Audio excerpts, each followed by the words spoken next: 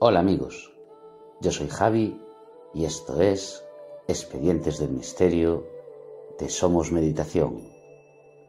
Como siempre, espero que estéis bien y si no, desde aquí, mucha fuerza para todos. Hoy os voy a hablar de un tema que me fascina mucho, por dos razones. Una, que donde más se da este fenómeno es en Galicia, que es de donde yo soy.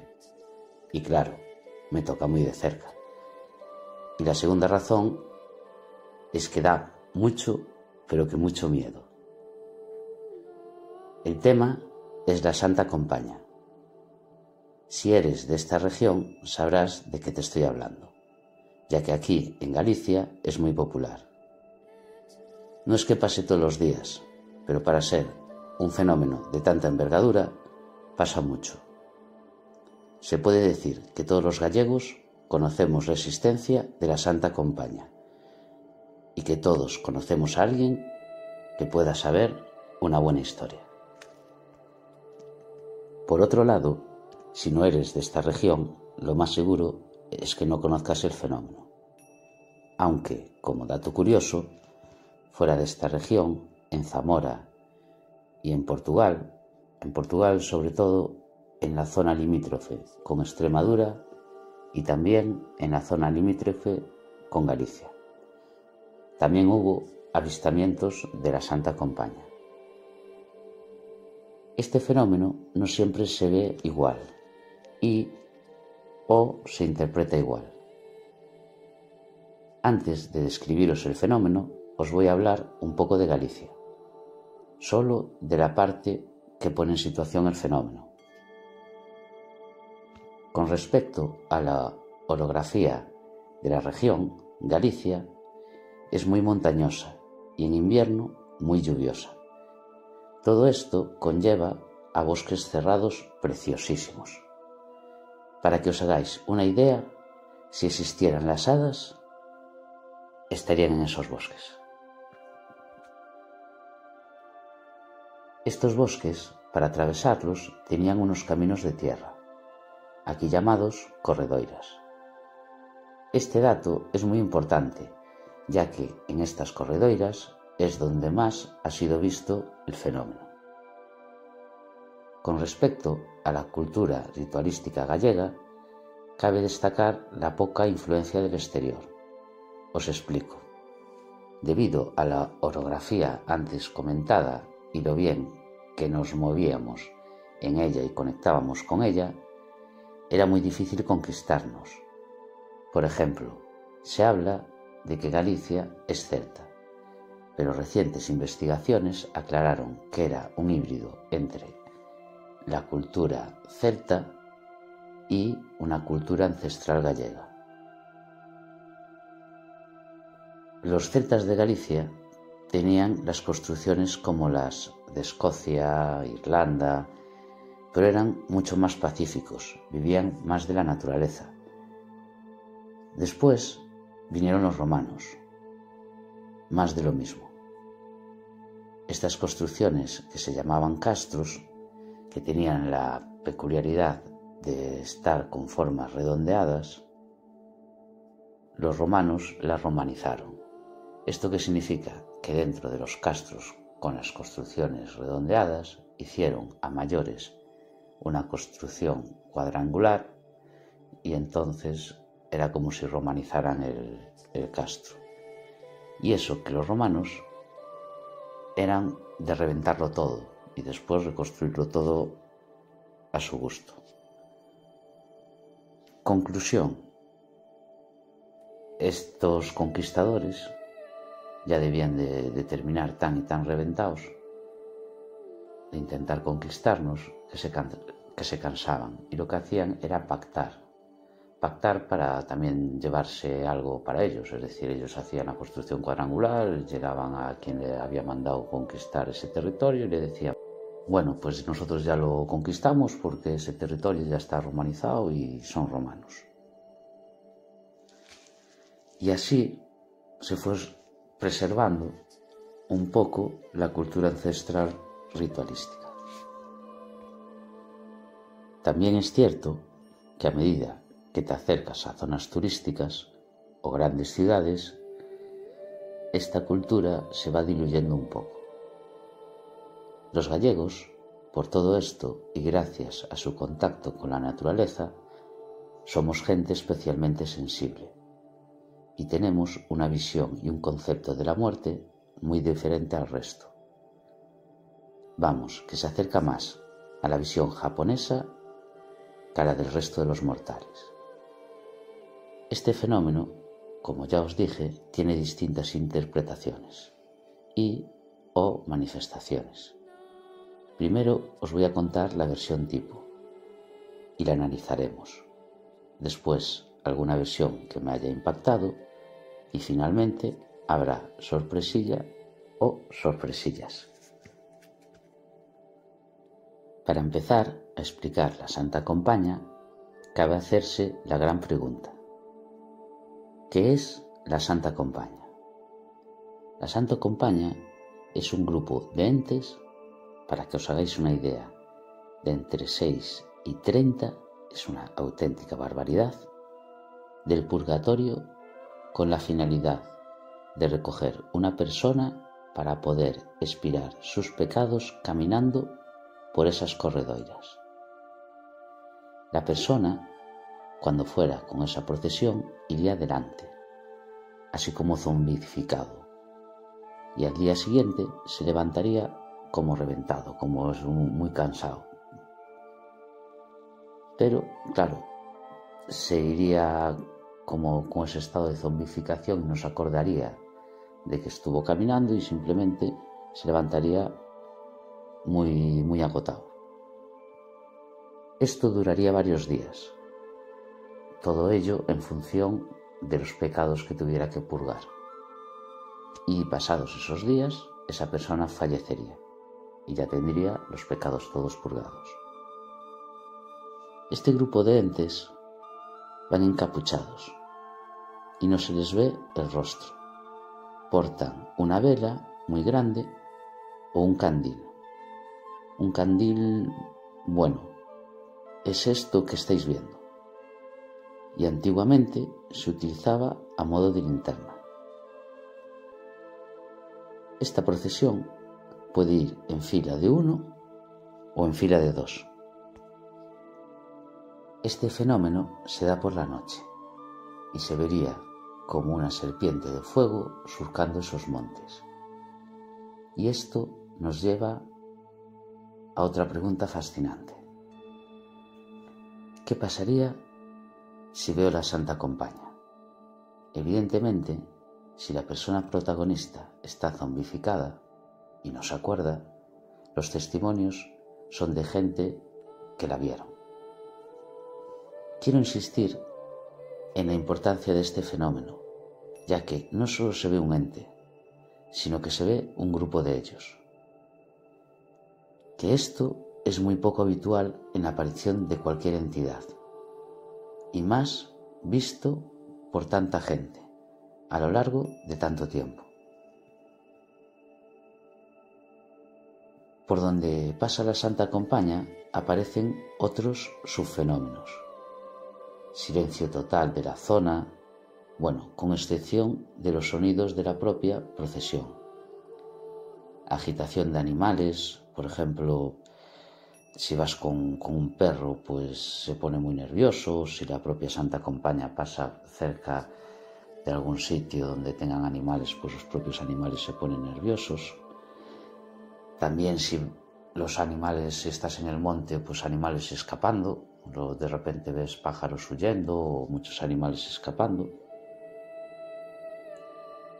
Y un subfenómeno olfativo, que hueles como un aroma floral.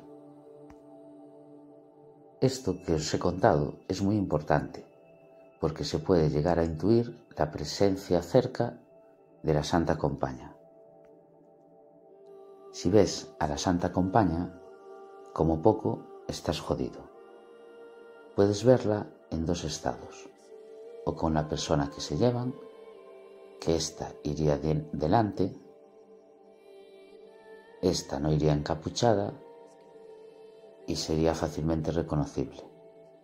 o sin la persona, en dirección a la casa de quien van a buscar. ¿Y por qué digo que estáis jodidos?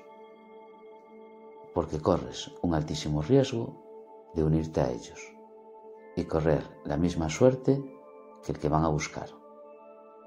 Claro, cada uno con su penitencia.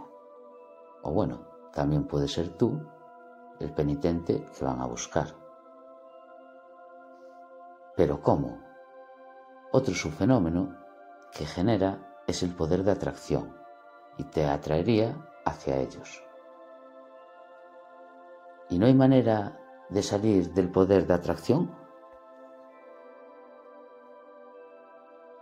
El poder de atracción o de posible persecución de la Santa Compaña tiene sus condicionantes. Primero, la distancia al fenómeno. Cuanto más cerca, más poder de atracción. Y después, si algún integrante de la misma te ve, si te ve, estás jodido, no, lo siguiente, jodidísimo, ya, jaque mate. Se multiplica por 10.000 ese poder de atracción. Y si aún así, si te ve o estás cerca, ¿habría alguna manera de escabullirte? Bueno, si eres tú el objetivo, te termina pillando. Si no es ese día, es otro. Pero si no, si puedes correr, corre. Así como notes los indicios tanto visuales, serpiente de fuego, auditivos, silencio absoluto, y olfativos, el aroma floral, corre. Puede ser que te persigan. Si es así, hay una construcción que se llama cruceiros, también la estaréis viendo ahora en pantalla, que marcan tanto cruces de camino como lugares emblemáticos. Se relaciona mucho con lugares telúricos y de cruce de energías. Esta construcción consta de una base y una cruz tallada. Bueno, la estaréis viendo en la pantalla. Entonces, si tú te subes a esa plataforma o tienes contacto físico con la propia cruz, pues ahí no podrían llevarte y al final desistirían. También hay otra manera, que es marcar un círculo, imagínate, pues con un palo en tierra, ahí dibujas la estrella de David, te metes dentro, en plan piedra, sentado con la cabeza entre las rodillas y los ojos cerrados, y nada, a esperar que pase y lo que pase. Esta es la parte genérica y la verdad ya la fuimos analizando sobre la marcha. La cantidad de subfenómenos, la cantidad de entes, la importancia del fenómeno en sí. Ahora os voy a contar la historia que me llega a mí. La historia que me llega a mí me llega por parte de mis abuelos. Porque esto va así, se transmite o por abuelos o por gente que vivió la experiencia. Incluso no descartaría que fuera innato. Bueno, este último igual es algo exagerado. Mi historia es mucho más simple. No tiene subfenómenos, soluciona la situación igual con el círculo y el cruceiro, pero no hace falta ni hacer la piedra ni dibujar la estrella dentro de David. Eso sí, si la ves, ni purgar ni nada, te unes a ella y adiós, ya no se te vuelve a ver. En otra de las historias que me impactó, la diferencia estaba en la composición de la procesión, ya que la presidía el penitente con las cuencas de los ojos vacías, o, si aún no lo habían interceptado, un niño pequeño, también sin ojos, o bien tocando un tambor, o bien sujetando un hueso grande ardiendo. Qué macabro todo, ¿eh? ¿Cómo os quedáis? Bien, en otra historia iban en fila de a dos, portando un ataúd vacío, vacío si no habían interceptado a la persona. Y si ya la habían interceptado, estaría la persona física dentro del ataúd y el alma con la misma imagen corpórea y junto al resto de los penitentes cargando el ataúd. De verlo y unirte a la procesión, tú también cargarías el ataúd. Como veis, hay muchas historias, con muchos matices, y aún hay más variedades. No las pongo porque si no esto se hace demasiado largo. Como ya va siendo habitual en mis vídeos, contaremos con la genial colaboradora Fina. De ella no hace falta mucha presentación.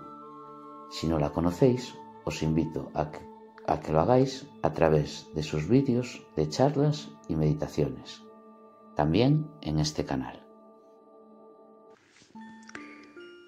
Historia contada por uno de mis ancestros. Historias reales que pasaban en Galicia. Galicia, unha terra de leyendas e misterio. Algunos vecinos contaban que había personas que veían el entierro de alguna persona antes de que ésta falleciera. Igual que decían que veían la Santa Compaña. Un día, una abuela cogió su sella y se disponía a ir a la fuente. Cuando iba por el camino, encontró a una vecina que se dirigía como ella al mismo lugar, a esa fuente. Iban charlando cuando de repente la abuela sintió el sonido de un carro. Por aquel entonces los carros tenían las ruedas de hierro o madera y su sonido era bastante peculiar. Entonces le dijo a la compañera y vecina: aparta, deja pasar. La vecina, que no veía a nadie ni escuchaba a nadie, le dijo: pero no hay nadie. La abuela